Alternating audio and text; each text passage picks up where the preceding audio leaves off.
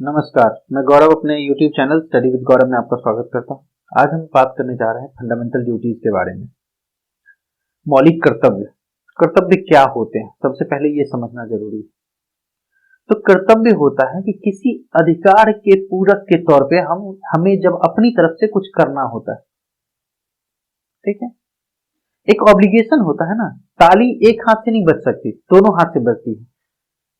इसीलिए अधिकार के साथ कर्तव्य हमेशा उसके पूरक के रूप में चलते हैं। जैसे हमारे प्रयास का क्या होता है, परिणाम होता है।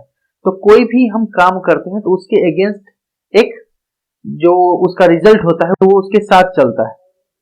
न्यूटन का जैसे थर्ड लॉ ऑफ मोशन देखें, वो क्या कहता है, for every action there is equal and opposite reaction. Opposite क्या होगा, तो जैसे अधिकार है, अधिकार का अपोजिट क्या होगा, कर्तव्य।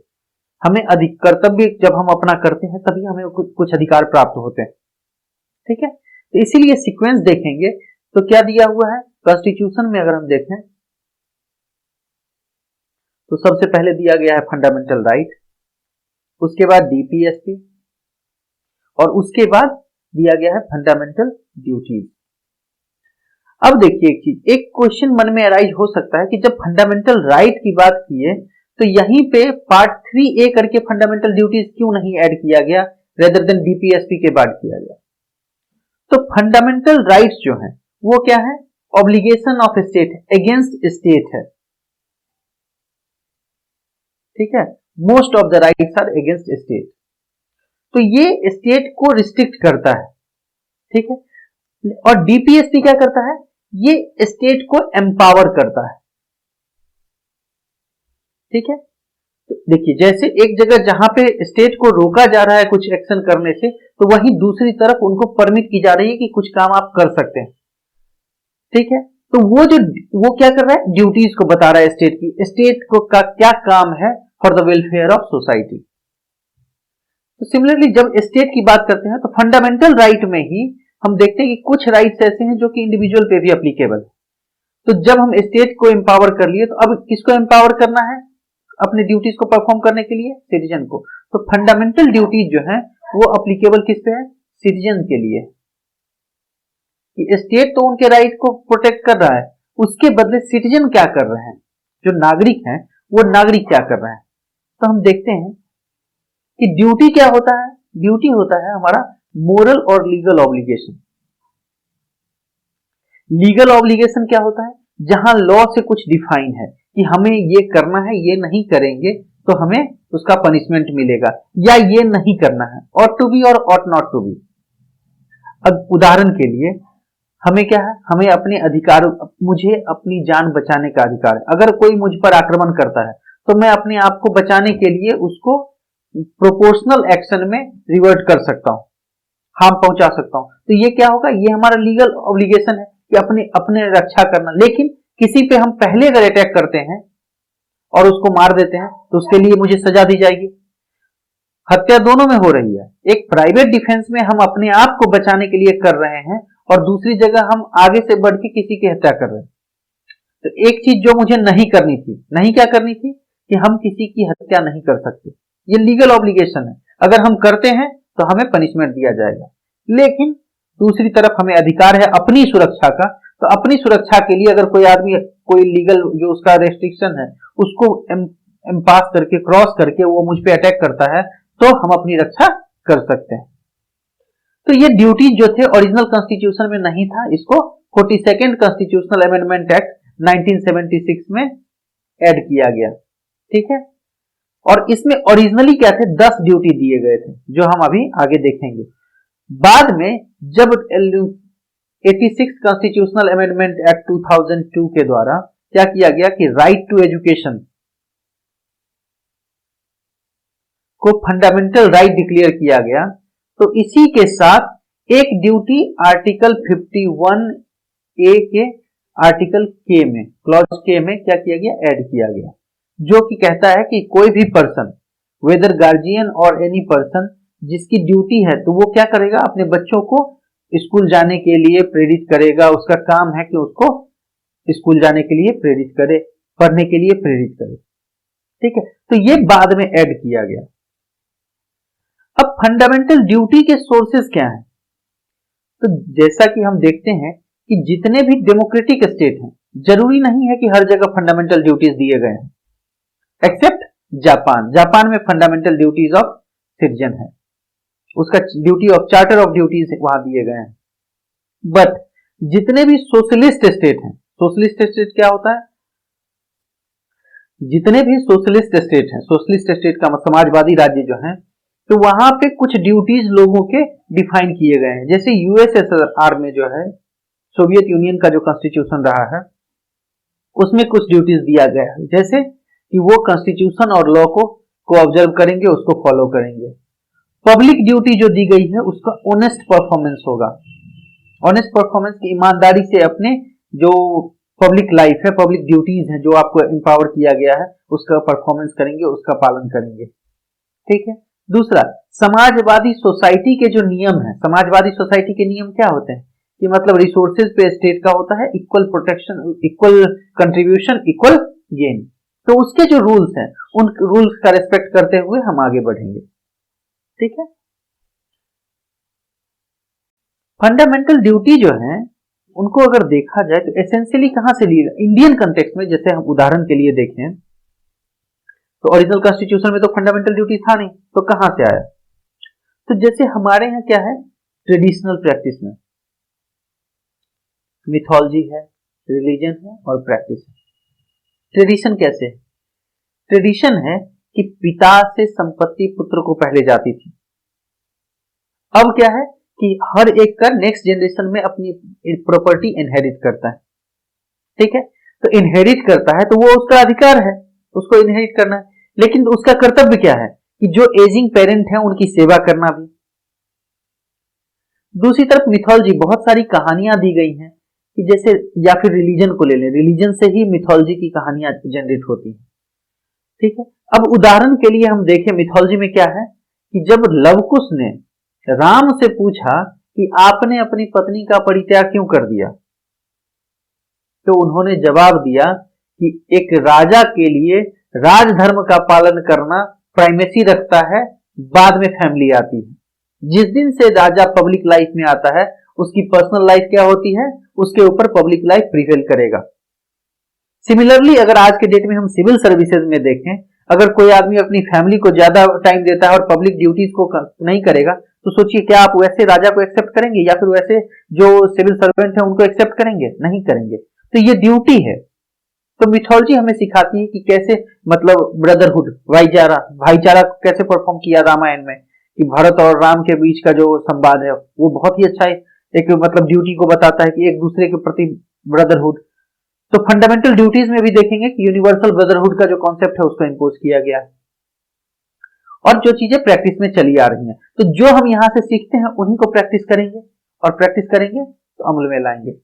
तो इसीलिए हम अगर ड्यूटीज को एक लाइन में कंसोलिडेट करना चाहें, जो फंडामेंटल ड्यूटीज हैं, तो कह सकते हैं codification of task that are integral part of Indian way of life. भारतीय समाज में जो जीवन जीने की कला है, ठीक है, या जीवन जीने का जो रास्ता है, जो तरीका है, वो क्या है, उन्हीं चीजों को हमने अपने फंडामेंटल ड्यूटीज में ऐड किया है। ठीक है। तो उन्हीं को कोडिफाई किया गया, एक जगह लिख दिया गया 42nd कॉन्स्टिट्यूशनल अमेंडमेंट एक्ट में। अब कॉन्स्टिट्यूशन के अंदर क्या है, एक तो क्या था, धर्म, ठीक है, जैसे फ्रीडम ऑफ रिलीजन है, तो सेंस ऑफ ड्यूटी है हमारा कि हम जिस रिलीजन को अगर हम फॉलो करते हैं तो हमें क्या करना चाहिए, वो अब उस सेंस में फॉलो करना चाहिए जिस सेंस में वो रिलीजन है। ठीक है। उदाहरण के लिए एक केस आया था जिसमें कि एक पति है, एक हस्बैंड है, या फिर एक पर्सन है, उसकी शादी हो चुकी है, एक शादी, और उसको क्या हुआ कि दूसरी महिला के साथ उसके प्रेम संबंध बने, तो दोनों शादी करना चाहते थे। अब हिंदू धर्म के अनुसार पहली पत्नी को तलाक दिए बिना दूसरी शादी हो नहीं सकती, अदरवाइज वो बाइगेमी के लिए पनिशमेंट उसको मिलेगा। आईपीसी के अंदर, इंडियन पिनल कोड के अंदर बाइगेमी, बहुपत्नी प्रथा तो अब रही नहीं, तो उसके लिए पनिशमेंट मिलेगा।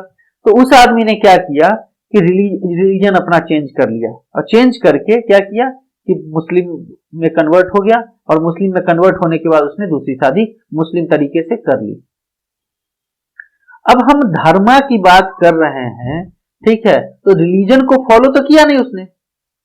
उसने जिंदगी शुरू से जी हिंदू धर्म के तरीके से, बाद में भी उसने हिंदू धर्म के तरीके से ही सब कुछ किया, केवल शादी करने के लिए। तो अगर आप किसी चीज के बेनिफिट को लेने के लिए, ठीक है, उसको यूज करते हैं विदाउट उसके जो मोरल्स हैं, उसके जो प्रैक्टिसेस हैं उसमें गए हुए, तो वो क्या है, वो रिलीजियस फ्रीडम का वायलेशन हो जाएगा।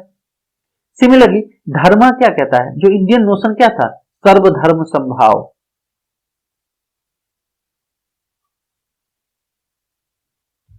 मतलब equal respect to all religion. अब equal respect to all religion ये तो इंडियन कल्चर का पार्ट बन गया है। यहाँ पे पहले सनातन धर्म था, उसके बाद फिर इस्लाम आया, क्रिश्चियनिज्म आया, सिखिज्म जो है तो इंडियन जनरेशन है उसका। तो कहने का मतलब कि जब ये सारे रिलीजन जो है तो यहाँ पे एक साथ फ्लोरिश हो रहे थे और सब खुशी से रह रहे थे, तो सर्वधर्म संभाव तो इंडियन कल्चर में है। तो इसी को है ना कि इक्वल जो protection of all religion, that bring to the concept of secularism. ठीक है, तो धर्म का जो है एक सेंस ऑफ ड्यूटी है उसका। दूसरा हम देखते हैं टॉलरेंस। टॉलरेंस का मतलब है कि किसी चीज को टॉलरेट करना।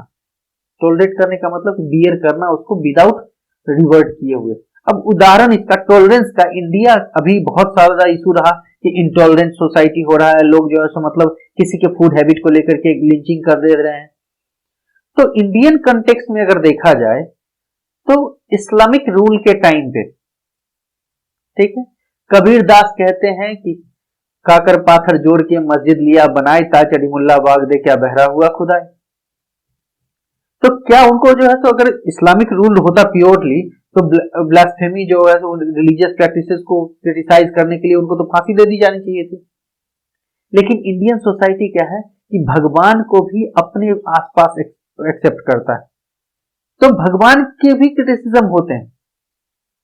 तो जब भगवान का क्रिटिसिज्म हो सकता है तो हमारा आपका हुआ तो हम उसको बियर करते हैं। सब कोई एक दूसरे के साथ रहते हैं, महिलाओं का सम्मान, और इसका रिलीजियस प्रैक्टिस देखिए कि हमारे यहाँ दुर्गा पूजा है, सरस्वती पूजा है, उसको हम क्या करते हैं, हमेशा फॉलो करते हैं। अभी नवरात्रा आने का है, ठीक है। और सबसे बड़ी बात, ये सब अधिकार जो है सारे वे ऑफ लाइफ का कब आएंगे, जब हमारा कंट्री जो है इंडिपेंडेंट रहेगा। तो इस कंट्री को इंडिपेंडेंट रखने के लिए हमारी ड्यूटी है कि हम अपने स्टेट को प्रोटेक्ट करें, ठीक है। तो इसीलिए कहा गया कि पार्ट 3, पार्ट 4 और पार्ट 4A ये सब जो है सो ऑर्गेनिक पोल है। ऑर्गेनिक पोल का मतलब है कि ये एक दूसरे के बिना अधूरे हैं। अगर मानिए आपको सारे अधिकार प्राप्त हैं, तो अधिकार तो आप यूज कर रहे हैं, अगर अपनी ड्यूटी नहीं करेंगे तो क्या होगा कि दूसरे का अधिकार वायलेट हो जाएगा। तो हार्मोनियस कंस्ट्रक्शन जो होना चाहिए, एक सामंजस्य जो होना चाहिए, वो लैक करेगा। इसका उदाहरण आप ले सकते हैं, ठीक है, कि कैसे जो है सो एक आदमी की ड्यूटी अगर जो है सो फुलफिल नहीं करता है तो दूसरे का जो है सो अधिकार वायलेट हो जाता है।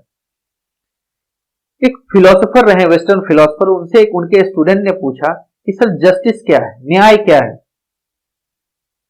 तो बहुत सिंपल शब्दों में उन्होंने जवाब दिया कि न्याय वह प्रक्रिया है जिसमें हर आदमी अपनी अपनी ड्यूटीज को फुलफिल करे।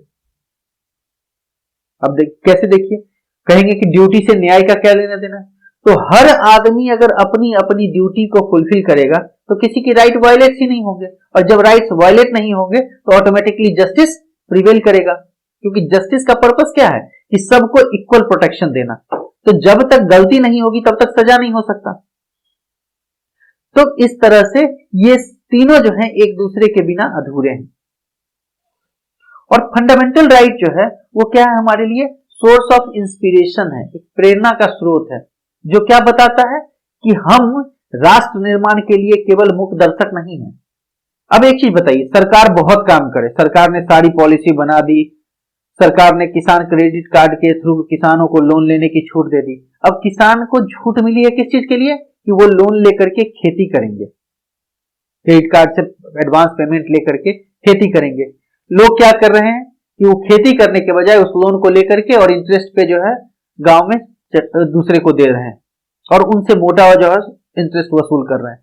तो क्या नेशन जो है फुलफिल कर पाएगा अपने ऑब्लिगेशन? क्यों? क्योंकि जो पर्पस था वो पर्पस डिफीट हो जाएगा। तो हमारा कर्तव्य भी है कि हम जो भी सरकार कर रही है उसमें पूरी तरह से अपने आप को एक जो है सो सक्रिय भागीदारिता के तहत राष्ट्र निर्माण में मदद करें। ठीक है, तो ये हमारे लिए एक प्रेरणा का स्रोत है। अब इसको लेकर के सुप्रीम कोर्ट के क्या व्यूज रहे हैं? तो सुप्रीम कोर्ट क्या करेगा? किसी चीज को इंटरप्रेट करता है। तो इंटरप्रेट करते हुए सुप्रीम कोर्ट ने कहा कि सबसे पहले लीगल स्टेटस देखना पड़ेगा, कानूनी उसका जो है सो क्या मतलब स्टेटस है। तो स्टेटस क्या है यहाँ पे? तो पार्ट 4 और पार्ट 4A दोनों क्या है? इन्फोर्सिएबल नहीं है। इन्फोर्सिएबल नहीं है का मतलब कि हम कोर्ट में जाकर के ये नहीं कह सकते कि आप जो है इसका फंडामेंटल ड्यूटी इन्फोर्स करा दीजिए या फिर directive principle of state policy को इन्फोर्स करा दीजिए। अब जब इन्फोर्सिएबल नहीं है तो हम सरकार को ये भी तो नहीं कह सकते कि जो है सो आप ये कीजिए ही, ना ही लोगों को कह सकते कि ये कीजिए ही। तो यहां पे क्या है कि इसके लिए रिट इशू नहीं कर सकती कोर्ट। ठीक है, लेकिन ये क्या है? ड्यूटी है, सेंस ऑफ ड्यूटी है जो हर एक को फुलफिल करनी चाहिए। दूसरा, इसमें अलाउ किया गया है कि स्टेट का रूल बना सकता है, लॉ बना करके फंडामेंटल ड्यूटीज के वायलेशन को प्रिवेंट कर सकता है, रोक सकता है। जैसे नेशनल ऑनर एक्ट है।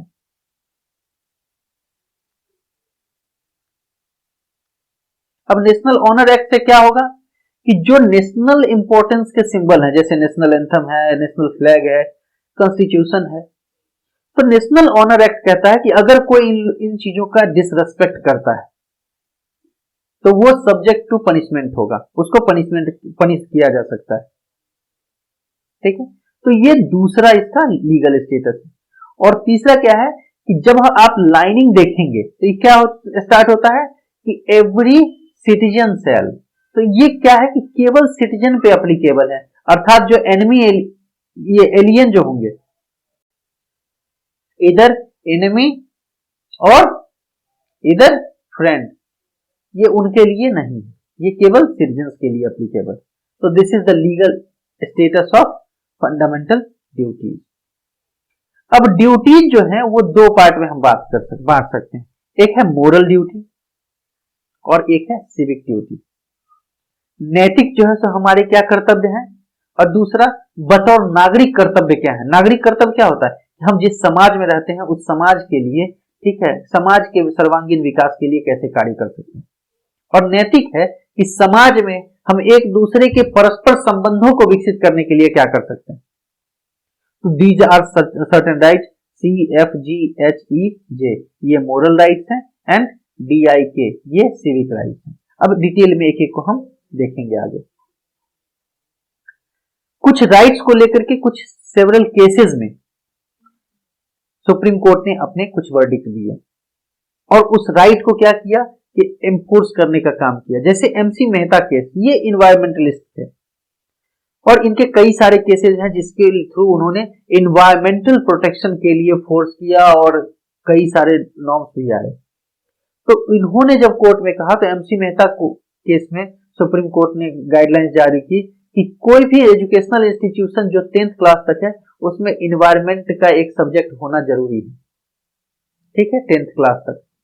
और दूसरा, जो टीचर्स हैं उनके लिए भी शॉर्ट टर्म ट्रेनिंग प्रोग्राम होना चाहिए। किसके लिए? इन्वायरमेंट के लिए। अब पहले क्या था कि हम क्या पढ़ते थे?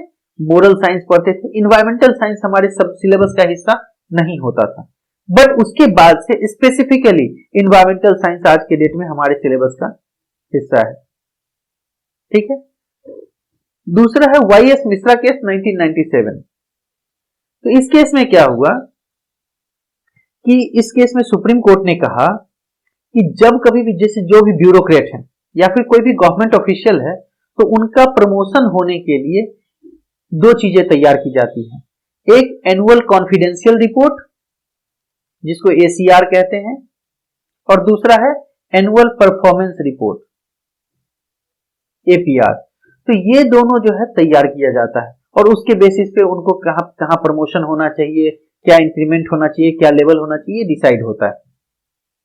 तो सुप्रीम कोर्ट ने कहा कि जब कभी भी ACR और APR लिखी जाएगी तो उसके साथ उसमें यह भी देखना होगा कि कंसर्न पर्सन फंडामेंटल ड्यूटीज को कितना अवॉइड करता है। अगर मानिए कोई पब्लिक ऑफिशियल है, उसने काम सारे किए और फंडामेंटल ड्यूटीज को बिल्कुल ही इग्नोर कर दिया, ठीक है, तो इसका मतलब क्या है कि उसकी इंटीग्रिटी क्वेश्चनेबल है। और जब इंटीग्रिटी क्वेश्चनेबल है, इसका मतलब he has compromised on it's duty, जो पब्लिक ड्यूटी है उसको कॉम्प्रोमाइज किया है, ठीक है। तो इसीलिए फंडामेंटल ड्यूटी को क्या करना चाहिए, हमेशा कंसीडर करना चाहिए जब आप कभी भी कोई रूल बनाते हैं। इसी तरह एक जेवोहा विटनेस ट्राइब का केस है। इस केस में क्या हुआ था कि एक ट्राइब है, ट्राइबल कम्युनिटी में एक रूल है कि वहां के लोग, जो उस ट्राइब के लोग हैं, वो क्या करते हैं कि सिर्फ अपने रिलीजियस सॉन्ग, रिलीजियस प्रेयर जो है, ठीक है, उस प्रेयर को छोड़ करके और किसी चीज को नहीं गाते हैं, ठीक है। तो इस केस में क्या हुआ कि स्कूल में नेशनल एंथम हो रहा था, ये बच्चे खड़ी थे लेकिन चुप थे। अब चुप थे तो इसको माना गया कि उन्होंने नेशनल एंथम की डिसरेस्पेक्ट की, और उसके बाद क्या किया गया, इनको स्कूल से रेस्ट्रिकेट कर दिया गया, निकाल दिया गया। तो उसके खिलाफ जब कोर्ट में केस आया तो सुप्रीम कोर्ट ने क्या कहा कि सुप्रीम कोर्ट ने कहा कि अगर वो लोग चुप हैं तो वो क्या कर रहे हैं, अपने जो रिलीजियस ड्यूटी है उसको क्या कर रहे हैं, फुलफिल कर रहे हैं, ठीक है। जो उनका रिलीजियस ड्यूटी है, उनका रिलीजन, उनका जो ट्राइब का जो रेगुलेशन है वो कहता है कि वो कुछ और प्रेयर के सिवा नहीं गा सकते। दूसरी तरफ वो क्या है, नेशनल एंथम अच्छा तो वो खड़े थे, दे आर स्टैंडिंग,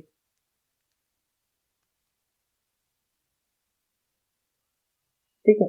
तो जब वो खड़े थे उन्होंने डिसरेस्पेक्ट नहीं की है, उन्होंने उसके पूरे सब कुछ को प्रोटेक्ट करते हुए अपनी रिलीजियस ड्यूटी को भी फुलफिल किया है।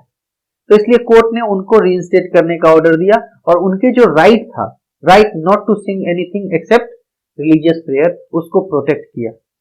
तो जब कभी भी हम आप कोई ड्यूटी करते हैं और दूसरी चीज को वायलेट नहीं करते हैं, अब नेशनल एंथम गाना हमारी ड्यूटी नहीं है ना, लेकिन अगर कहीं हो रहा है तो हमारा सम्मान क्या होना चाहिए कि हम वहां पे खड़े हो जाएं, ठीक है। तो अगर खड़े हैं तो उसको हम डिसरेस्पेक्ट नहीं कर रहे हैं।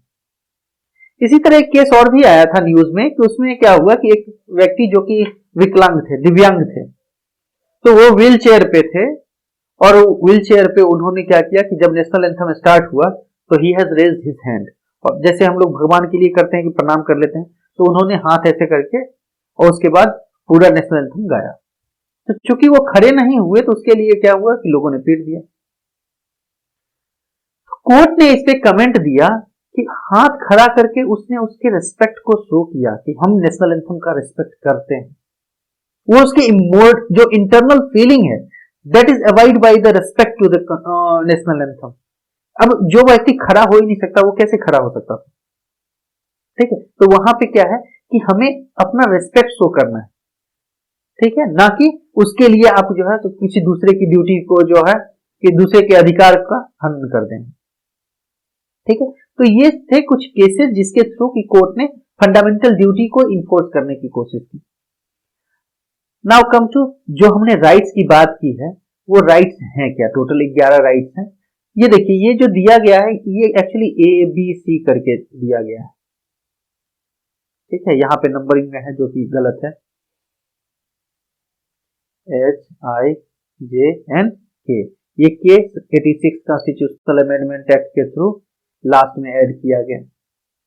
अब इसमें क्या है, इसको याद कैसे करें, तो सबसे पहले क्या देखते हैं, क्या है, to abide by the constitution and respect the ideals and institutions, national flag and national anthem. तो हमें फंडामेंटल ड्यूटीज कहां से मिल रही है, सोर्स क्या है, तो कॉन्स्टिट्यूशन का पार्ट 4A ये हमें ड्यूटी दे रहा है। तो सबसे पहले हम कॉन्स्टिट्यूशन का रेस्पेक्ट करेंगे तभी हम फंडामेंटल ड्यूटी तक का रेस्पेक्ट कर पाएंगे ना। तो कॉन्स्टिट्यूशन का, दूसरा कहां का कॉन्स्टिट्यूशन दे रहा है, तो इंडियन कॉन्स्टिट्यूशन, और इंडियन कॉन्स्टिट्यूशन जो इंडिया है उसको सिंबलाइज क्या करता है, हमारी आइडेंटिटी क्या बताता है, हमारा नेशनल फ्लैग बताता है, हमारा नेशनल एंथम बताता है, जो हमारे इंस्टीट्यूशंस हैं। तो कहता है कि जो भी इंस्टीट्यूशंस और उनके आइडियल्स हैं जो कॉन्स्टिट्यूशन के द्वारा दिए गए हैं, उन सब को अवॉइड करना, उनको फुलफिल करना, ये हमारी ड्यूटी, पहली ड्यूटी। दूसरा, जो कॉन्स्टिट्यूशन बना वो कब बना? एक long struggle of freedom, long struggle for freedom, आजादी के लिए एक लंबी लड़ाई लड़ी गई, तब जाकर के हमें आजादी मिली और फिर कॉन्स्टिट्यूशन बना। तो दूसरा राइट क्या कहता है? To cherish and follow the noble ideas which inspired our national struggle for freedom. अब नोबल आइडिया क्या थे? कि सबसे पहले जो जो चीजें देश में हो रही थी उनको खत्म करने के लिए हम जो है नया राष्ट्र बनाना चाह रहे थे ना, जैसे एडमिनिस्ट्रेटिव एक्सप्लॉइटेशन। तो हमने क्या किया? कॉन्स्टिट्यूशन बनाया जिससे सारे जो एडमिनिस्ट्रेटर थे उनके राइट्स क्या हो गए? रिस्ट्रिक्ट हो गए। स्टार्टिंग में हमने जब पढ़ा था तो डिफाइन किया था कि constitution is a document of limitation. Limitation कैसे? कि जिस ऑर्गन को जो ड्यूटी सौंपी गई है वो वही काम कर सकता है। उसके अलावा अगर कोई ऑर्गन, जैसे मानिए कि पार्लियामेंट को काम दिया गया है और उनके लिए एक लंबी लिस्ट दी गई है, तो जिस लिस्ट के अंदर का अगर कोई कानून बनाना होगा वही बना सकते हैं ना, उसके बियॉन्ड जाकर के नहीं बना सकते। तो वो उनके जो राइट टू लेजिस्लेशन है उसको रिस्ट्रिक्ट करता है। ठीक है, तो जो फ्रीडम स्ट्रगल के जो नॉवल आइडियाज थे, आइडियाज क्या थे? कि सबको समान, सबके लिए समान भारत। ठीक है, तो सबको ऐड किया गया, तो उनका हमें क्या करना चाहिए? आदर करना चाहिए, उनको फॉलो करना चाहिए। तीसरा, अब जब सब किसके बारे में बात हो रही है? इंडिया के कंटेक्स्ट में। इंडिया क्या है? हमारा देश है। तो हमारी ड्यूटी क्या बनती है? तीसरी, कि हम अपने देश की संप्रभुता, एकता और अखंडता को बरकरार रखें। ठीक है, अब एक संप्रभुता का मतलब कि किसी ऐसे कभी हम इतने कमजोर ना हो कि कोई दूसरा फिर हम पे शासन करने लगे। तो हमें अपना जो डोमिनेंस है अपने स्फेयर में उसको क्या करना होगा? मेंटेन करना होगा। और वो मेंटेन कब होगा? जब हम यूनाइट होकर के और अखंड भारत के तौर पे दुनिया के सामने आएंगे। अदरवाइज अगर हम बट गए तो फिर क्या होगा? कि जो आजादी से के जस्ट पहले क्या सिचुएशन था कि 562 कंट्रीज के तौर पे अगर बट जाता भारत तो कैसा होता। तो इसीलिए to uphold and protect the sovereignty, unity and integrity of India. और उसके लिए हमें क्या करना पड़ेगा? To defend the country. D, defend the country. और डिफेंड करने के लिए क्या करना पड़ेगा? कि जब कभी भी देश को हमारी जरूरत होगी हम अपनी सर्विस देने के लिए क्या है? हमारा कर्तव्य है कि हम अपनी सेवा दें। एक उदाहरण है कि एक बच्चा जाता है सिपाही के, एक बार लड़ाई चल रही थी, स्पेशली ये वियतनाम वॉर के रेफरेंस में। तो वहां की सेना में तो एक बच्चा जाता है, कहता है कि मैं भी लड़ना चाहता हूं। तो अधिकारी थे कि अभी तुम बच्चे हो, अभी तुम कैसे लड़ोगे? तो उसने कहा कि लड़ भले नहीं सकता हूं, लेकिन जो लड़ रहे हैं उनको खाना पानी तो पहुंचा सकता हूं। तो इट इज हिज कंट्रीब्यूशन, वो उसका पेट्रोटिज्म था, राष्ट्र सेवा थी कि वो उसमें अपना योगदान देना चाहता था। तो सिमिलरली अपने देश की रक्षा के लिए जब कभी भी देश को हमारी जरूरत होगी हम नेशनल पर्सपेक्टिव में अपनी सर्विस देने के लिए तैयार रहेंगे। ठीक है, अब क्या है कि देश बच गया, सोवरेन है, उसकी यूनिटी इंटीग्रिटी रक्षा कर रहे हैं हम। अब क्या है कि आपसी जो भाईचारा है, क्योंकि यहां पे डाइवर्सिटी की बात की गई, इंडिया में डाइवर्स है, तो to promote harmony and spirit of common brotherhood. हमारा क्या भाव रहा है? वसुधैव कुटुंबकम। तो जब वसुधैव कुटुंबकम की बात करते हैं, जब हमारा पूरी वसुधा ही हमारा कुटुंब है, वसुधा का मतलब धरती, पूरी धरा ही हमारा कुटुंब है, हमारा परिवार है, तो हम क्या करेंगे कि सबको, all the people of India, transcending religious, linguistic, regional, sectional diversity, अब जो है सबको हम क्या करेंगे? एक साथ जोड़ करके सबके साथ भाईचारा का व्यवहार रखेंगे। And to renounce practice derogatory to dignity of women. और कोई भी ऐसा कृत्य जो अगर हमारे प्रथा में समाज में चल रहा है जिससे महिलाओं के जो सम्मान है उसको खतरा है, तो हम क्या करेंगे? उस प्रैक्टिस को छोड़ देंगे। इसी का एक उदाहरण आप देख सकते हैं कि जो सती प्रथा का प्रचलन था, तो वो क्या था कि वो महिलाओं की डिग्निटी के अगेंस्ट ही था ना, कि एक महिला जिसको आप जिंदा जला दे रहे हैं सिर्फ इसलिए क्योंकि उसके पति का देहांत हो गया है, ठीक है, या फिर उनको रीमैरिज का अधिकार देना। तो ये सब जो प्रैक्टिसेस ऐसे थी जो कि महिलाओं के सम्मान के पथ में बाधा उत्पन्न कर रही थी, उन प्रैक्टिस को हम छोड़ देंगे। ठीक, अब देखिए समाज हो गया, परिवार। अब क्या करना है कि देखिए जो भी आज हमारे पास है वो हमें कहां से मिला है, हमारी विरासत में मिला है, पहले से मिला है। तो उसके लिए to value and preserve the rich heritage of our composite culture. Composite culture क्यों कह रहे हैं हम यहाँ पे, क्योंकि अलग अलग डाइवर्स पॉपुलेशन लिविंग टुगेदर, और उन सब का इंटरमिंगलिंग है हमारे यहाँ। ऐसा नहीं है कि हिंदू जहां भी हैं उनका सबका सिमिलर ट्रेडिशन है। नॉर्थ इंडिया में कुछ अलग हो सकते हैं, साउथ इंडिया में कुछ अलग हो सकते हैं। तो जो ये डाइवर्स कल्चर का जो एक कंपोजिशन है, एक इंटर रिलेशन है, उसको क्या करना है, हमें प्रिजर्व करना है और प्रोटेक्ट करना है। To protect and improve the natural environment including forest, lakes, rivers and wild life, and to have compassion for living creature. अब यहां देखिए, अभी तक हम केवल ह्यूमन बीइंग की बात कर रहे थे। ये कहता है कि जो भी नेचुरल एनवायरमेंट के पार्ट हैं, जैसे अब मानिए फॉरेस्ट अगर नहीं होगा तो हमें सांस कहां से लेंगे, लेक्स हैं, रिवर्स हैं, वो हमें क्या सप्लाई करते हैं, ड्रिंकेबल वाटर। तो उनको अगर हम पॉल्यूट कर देते हैं तो क्या होगा कि हमारे लिए पीना जीना दुश्वार हो जाएगा। तो हमारी ड्यूटी है ना कि जिससे हमें कुछ मिल रहा है उसको उसकी रक्षा भी करें। तो इसलिए हम इन सबको प्रोटेक्ट करेंगे और उनके बेहतरी के लिए काम करेंगे। जैसे गंगा अगर पॉल्यूट हो गई है तो नमामि गंगे स्कीम में क्या किया जा रहा है कि उसके पॉल्यूशन को, उसको क्लीन करने की कोशिश, क्लीन इंडिया ग्रीन इंडिया का जो स्लोगन है उसको हम आज के डेट में यूज कर रहे हैं। To develop scientific temper, humanism and spirit of inquiry and reform. Spirit of inquiry and reform से क्या मतलब है कि हम लॉजिक पे काम करेंगे। लॉजिक क्या होगा कि अगर कोई काम हम कर रहे हैं तो उससे क्या हो रहा है कि जो लार्जर मासेज है उसको फायदा हो रहा है, नुकसान हो रहा है। अगर फायदा हो रहा है तो हम क्या करेंगे, उसको कंटिन्यू करेंगे। अगर नुकसान हो रहा है तो हम परिवर्तन लाएंगे, उसमें रिफॉर्म करेंगे उसको, और रिफॉर्म करके उससे आगे बढ़ेंगे। उसके बाद to safeguard public property and to abjure violence. अहिंसा परमो धर्म, ये तो हमारा जो है जो कल्चरल हेरिटेज है उसका पार्ट है। तो अहिंसा को हम, हिंसा को खत्म करना ही अहिंसा को की उत्पत्ति कर सकता है। तो हिंसा किसी भी, neither physical nor mental form और साइकोलॉजिकल फॉर्म, किसी तरह से हम हिंसा को समर्थन नहीं करेंगे, उसको छोड़ देंगे। और अपनी जो पब्लिक प्रॉपर्टी है, पब्लिक प्रॉपर्टी का क्या मतलब है, जो इंस्टीट्यूशन है या फिर जो कॉमन यूज की चीजें हैं, जैसे कि मानिए सड़क है। अब सड़क को आप तोड़ देंगे तो क्या होगा, आपको भी तो नुकसान है कि आप भी तो नहीं चल पाएंगे सही से। तो इसीलिए हमारी ड्यूटी है कि जो पब्लिक प्रॉपर्टी है उनको हम संभाल के रखें। To strive toward excellence of all sphere of individual collective activity and so that nation constantly rises to higher level of endeavour and achievement. अब क्या है कि मानिए कि हम एक दूसरे को हराते रहेंगे तो क्या होगा कि राष्ट्र का निर्माण हो सकता है। समाज कैसे बनता है, राष्ट्र कैसे बनता है, पहले एक व्यक्ति होता है। एक व्यक्ति क्या करता है, उसके साथ फिर और लोग जुड़ते हैं, तो वो फिर क्या होता है, एक ग्रुप तैयार करता है, एक सोसाइटी फॉर्म होती है।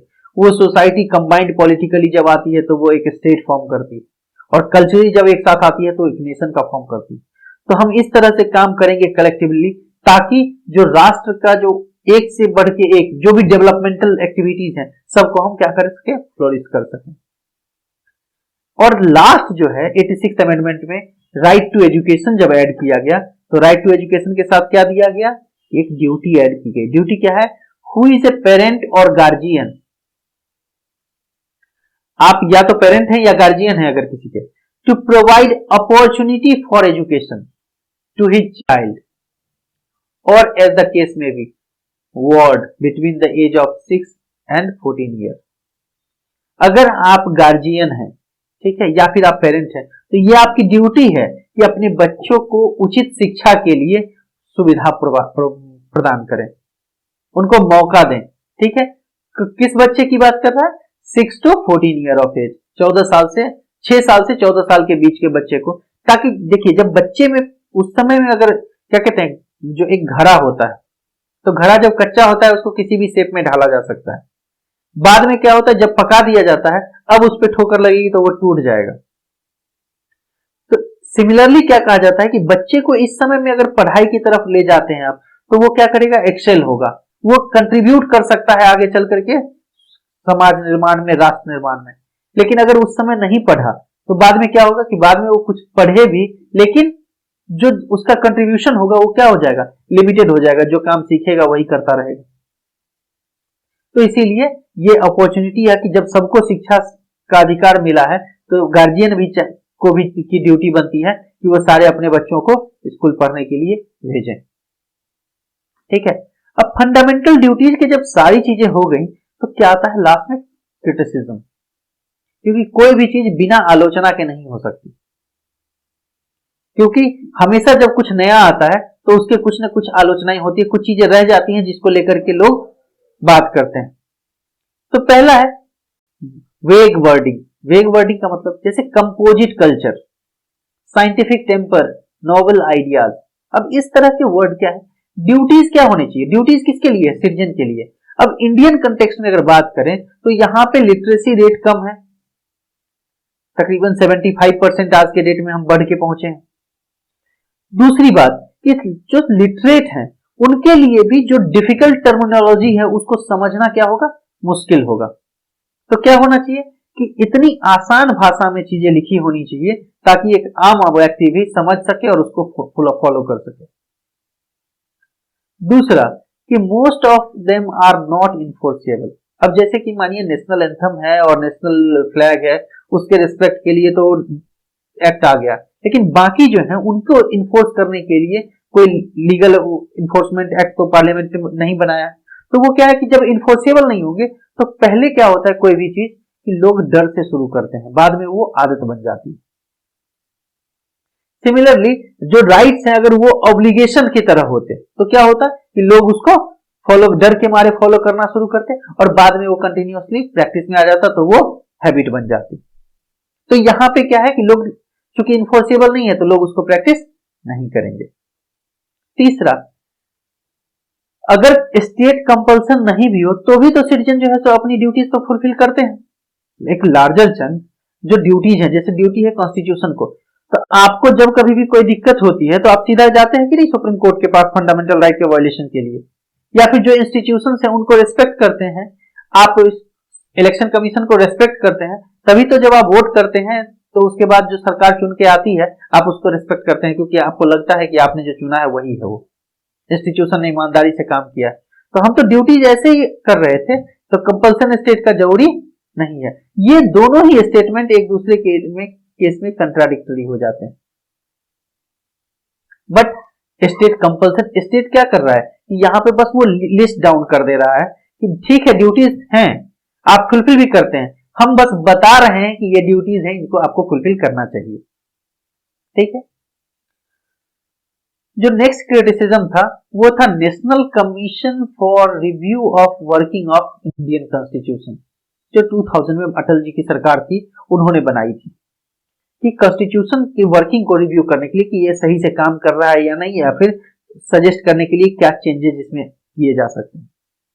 तो उसने कहा कि बहुत सारी ड्यूटीज जो हैं वो इसमें छोड़ दी गई हैं जो ऐड होनी चाहिए। ऐड क्या होनी चाहिए, ड्यूटी टू वोट। अभी क्या है कि हमारी ड्यूटी है, लीगल जो है राइट है हमारा वोट करना, ठीक है, सरकार या फिर कोई ये नहीं कह सकता अगर मैं एलिजिबल हूं तो मेरा नाम इलेक्शन जो रोल है, इलेक्टोरल रोल, उसमें ऐड भी होगा, मैं वोट भी कर सकता हूं। लेकिन हम पे ऑब्लिगेशन नहीं कि हम वोट करना ही है, बहुत लोग नहीं जाते हैं वोटिंग के लिए। इसके कई सारी वजह हो सकती है, जैसे कि मानिए लगता है कि यार मेरे एक वोट से क्या हो जाएगा, पहली चीज। दूसरा कि मानिए कोई आदमी माइग्रेशन प्रॉब्लम है इतना कि अगर मानिए कोई व्यक्ति दिल्ली में रह रहा है, उसको बिहार इलेक्शन में वोट करने जाना है, सिर्फ वोट करने के लिए वो नहीं जाएगा। क्यों? क्योंकि वो देखेगा कि इकोनॉमिकली मैं वीक हूं, आने जाने का खर्चा 1000 रुपया, 3 दिन 4 दिन या 10 दिन की, 3 दिन 4 दिन की छुट्टी, 4 दिन की लीव। अब 4 दिन का लीव मतलब 4 दिन का इनकम हुआ नहीं, प्लस 1000 रुपया एक्स्ट्रा खर्चा। ठीक है, तो इसीलिए वो इकोनॉमिकली सोचेगा, नहीं जाएगा। तो ड्यूटी होनी चाहिए, it is the duty of individual to vote.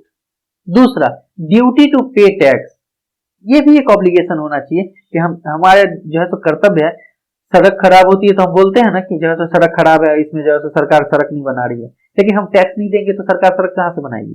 तो ये हमारी ड्यूटी होनी चाहिए कि जो टैक्स है वो हम टाइम पे करें और पे करें। तीसरा इसने कहा कि duty to foster family values and responsible parenthood, कि एक जिम्मेदार जो अभिभावक हैं या माता पिता के तौर पे उनकी ड्यूटी बनती है कि वो बच्चे में जो परिवार के वैल्यूज हैं, वैल्यू सिस्टम है, वैल्यू सिस्टम क्या कि अपने बड़ों का सम्मान करना, परिवार की एकता बनाए रखना, ठीक है, सबको के डेवलपमेंट के लिए कार्य करना, जो फैमिली वैल्यूज हैं उनको प्रिजर्व करना और आगे बढ़ाना, ठीक है, तो ये भी इसमें ऐड किया जाना चाहिए।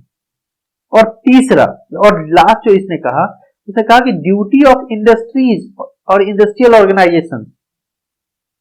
अब लोग अगर मानिए कि कोई किसी वर्कमैन है जो कि मजदूरी कर रहा है किसी इंडस्ट्री में, अब मानिए उसके बच्चे कहाँ जाएंगे पढ़ने के लिए, तो ये जो ऑर्गेनाइजेशन है इसकी ड्यूटी होनी चाहिए कि वो उनके बच्चों के लिए स्कूल खोले, ठीक है, ताकि उसके बच्चे जो उसके एम्प्लॉय के बच्चे हैं वो भी अच्छी शिक्षा ले पाए। तो इस तरह की कुछ ड्यूटीज को ऐड करने के लिए ने रिकमेंड किया था। तो this is all about fundamental duties and all dimensions. जो मेजर क्वेश्चन आता है वो आता है कि रिलेशन बिटवीन, जिसको मैंने पहले भी अभी डिस्कस कर दिया है, relation between fundamental right, DPSP and fundamental duty. तो रिलेशन क्या है इसमें? फंडामेंटल राइट, राइट कौन दे रहा है? कॉन्स्टिट्यूशन दे रहा है, किसके अगेंस्ट? स्टेट के अगेंस्ट, ठीक है। दूसरी तरफ क्या हो रहा है? डीपीएसपी क्या है? ये स्टेट को एम्पावर कर रहा है या फिर ड्यूटी दे रहा है स्टेट को कि आपको ये सारे काम करने हैं। तो जब स्टेट को ड्यूटी भी दे रहा है और स्टेट आपको राइट दे रहा है स्टेट के खिलाफ, तो आपकी भी तो कुछ ड्यूटी बनती है इसकी तरफ। तो that is fundamental duties given in constitution part 4। This is all about fundamental duties. Still you have any query, you can ask me in comment. Thank you so much. Thanks for watching.